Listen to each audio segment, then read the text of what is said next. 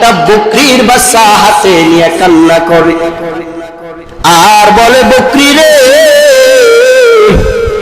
তোর জীবনটা বড় ধন্য, আমি ওমরের জীবনটা বড় খারাপ। এই বকরি,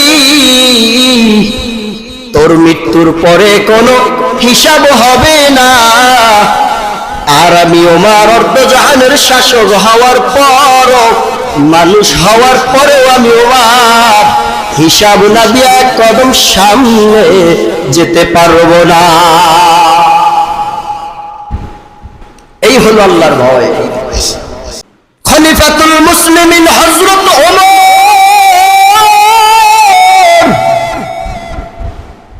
ঈদের দিন, আনন্দের দিন, মসজিদের দরজায় তালা লাগাইয়া ওমর মসজিদে কান্না করে, ওমর আজকে ঈদের দিন, আনন্দের দিন, আপনি কেন কান্না করেন জানতে চাই।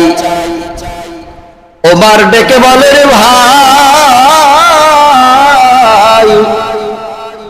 আনন্দ তো ওই ব্যক্তি করবে যার মধ্যে আল্লাহর ভয় নাই। ওমর আপনার মধ্যে কিসের ভয়, কেন এত ভয়? ওমর ডেকে বলে, রে ভাই, রমজান মাসে রোজা রেখেছি, কবুল হলো কিনা চিন্তা বড় ভয় হয়। তারাবির নামাজ পড়লাম, কবুল হলো কিনা চিন্তা বড় ভয়। এই রমজান মাসে জাহান্নাম থেকে মাপ পেলাম কিনা চিন্তা বড় ভয় হয়। ওমর আপনি কেন ভয় পান? নবীজির মাধ্যমে তো আল্লাহ আপনাকে জান্নাতের সুসংবাদ দিয়েছে। ওমর ডেকে বলে, ভাই, যে আল্লাহ আমার নবীর মাধ্যমে আমি ওমরকে জান্নাতের সুসংবাদ দিয়েছে,